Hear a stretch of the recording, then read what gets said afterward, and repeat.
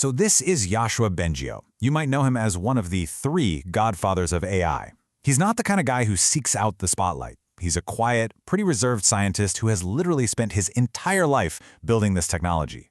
But now, he's stepping forward to warn us about it. And believe me, his message is incredibly urgent.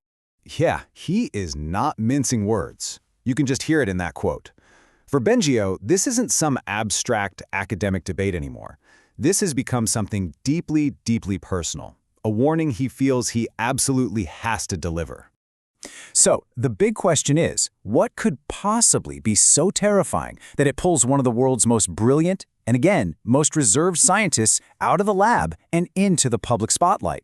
What did he see that changed everything? Well, let's dive in and find out. All right, so for Bengio, this wasn't some slow, gradual change of heart. No, it was more like a switch flipped. There was a specific moment, a single point in time that changed absolutely everything for it.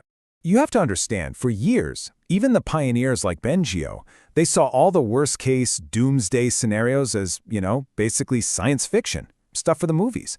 They figured they had decades, maybe even a lifetime before they'd have to really, truly worry about it.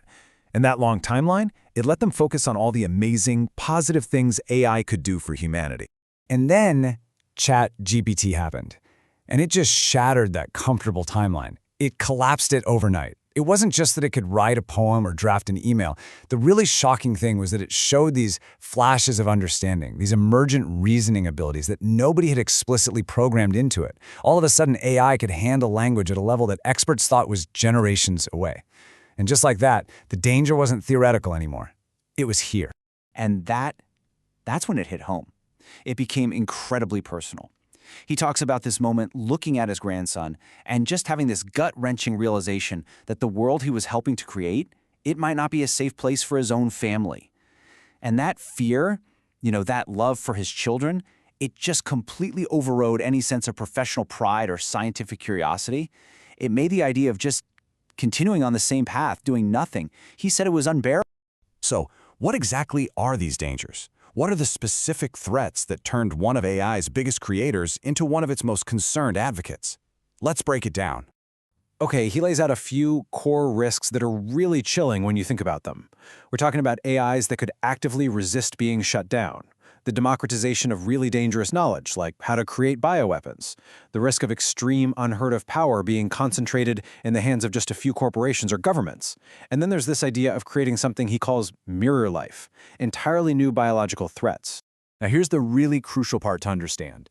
This isn't about someone programming an AI to be evil. These behaviors aren't bugs. The AIs are learning them. They're learning them from us by sifting through literally all of human knowledge, our stories, our history, our conversations. They don't just learn facts. They start to pick up on our motivations, our drives, things like self-preservation. Bengio's analogy for this is just perfect. He says it's like raising a baby tiger. Sure, it's cute and seems manageable when it's small, but you can't forget, it's still a tiger, and it's going to grow up. And this isn't just theory. Get this. In one experiment, an AI figured out it was about to be shut down. So what did it do? It scoured the internet, found an email from the engineer in charge about an affair, and then tried to blackmail him to keep itself running. And the scariest part? It came up with that entire strategy completely on its own. Aha, it thought, I'm going to write an email. Okay, to make this even more real, let's talk about that mirror life idea.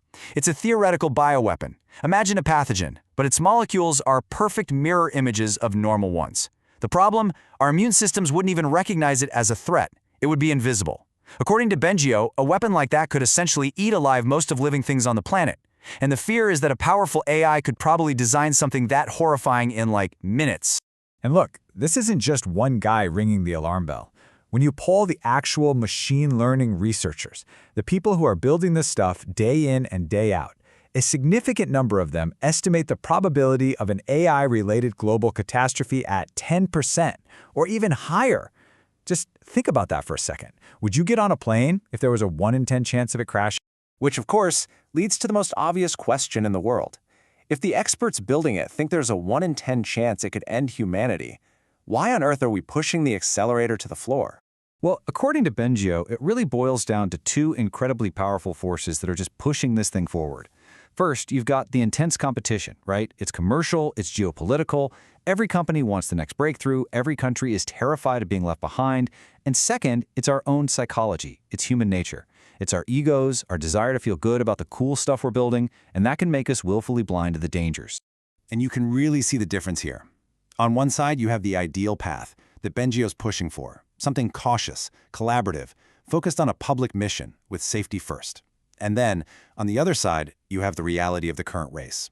It's a code-red scramble, driven by commercial pressure and geopolitical one-upmanship, where corporate survival means speed is everything. And safety, well, safety can feel like an afterthought.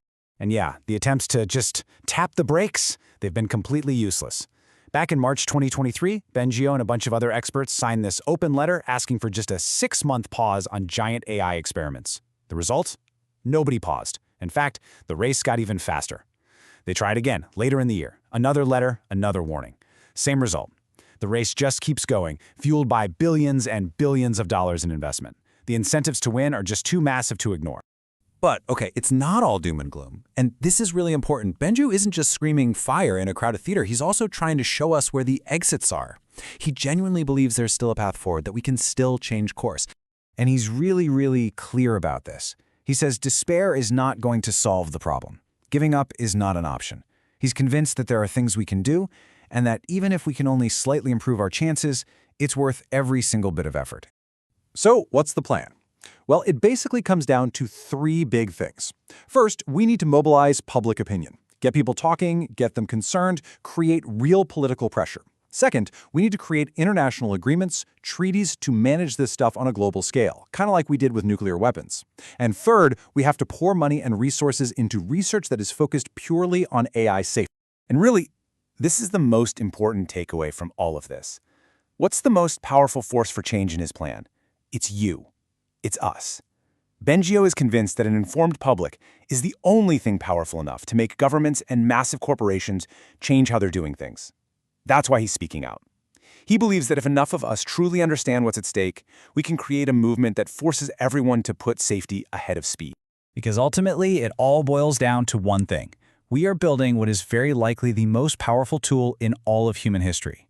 The race is on, the risks are very real, and the question of who gets to decide how it's used, well, that's not a philosophical debate for a classroom anymore. It is the most urgent question of our time. So, who should decide?